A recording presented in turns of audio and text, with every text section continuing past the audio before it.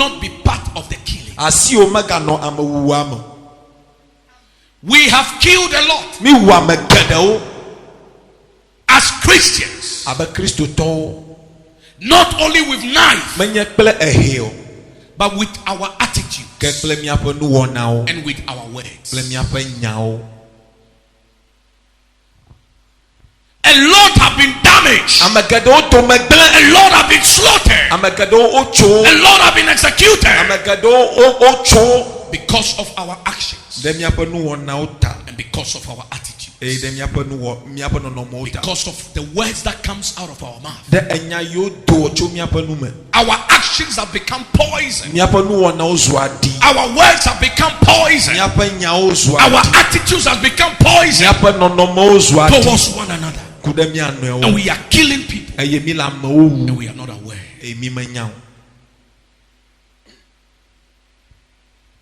Because of your doing,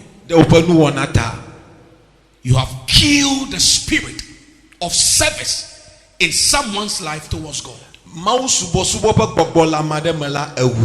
And indirectly, you have killed that person.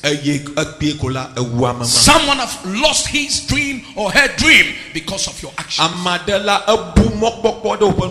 You have killed someone's marriage. You have killed someone's health. Look at the evil we are using against one another.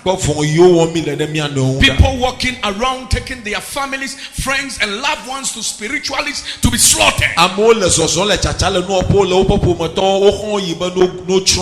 Just because of material things. Just because of land. Just because of property. We are killing one another. But I'm here to let you understand. The measurement you are giving to your fellow man today will be the same measurement the Lord will give to you. Do not be part of the killing, or else tomorrow you will share unstoppable tears.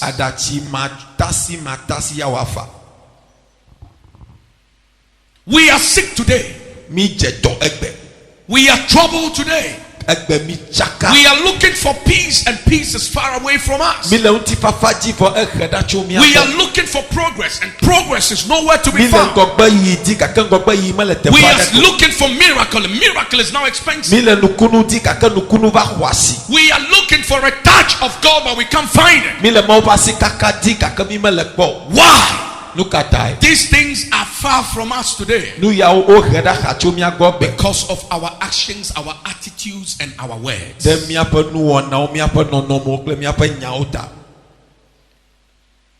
You only want the best for yourself.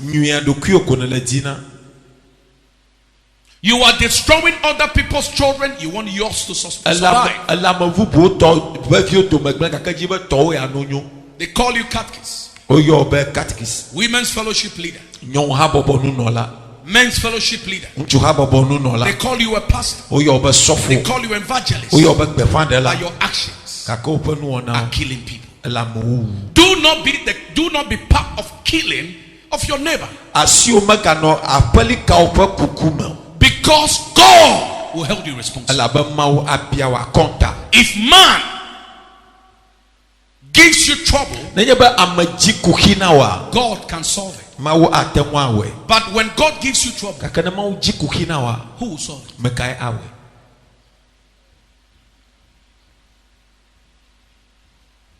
Why do we smile, but within us is full of hate? Why?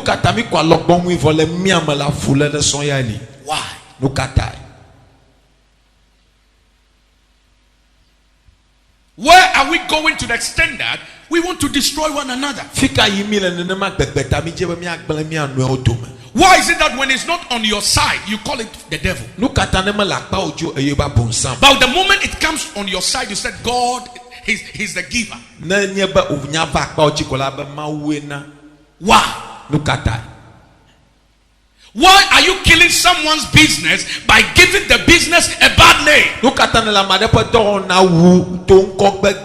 Just because you have seen progress. Why do you hate your fellow woman? The little thing she's selling, you start killing her business with your words by telling people She has buried something there. She is exchanging the selling with people's destiny. Why?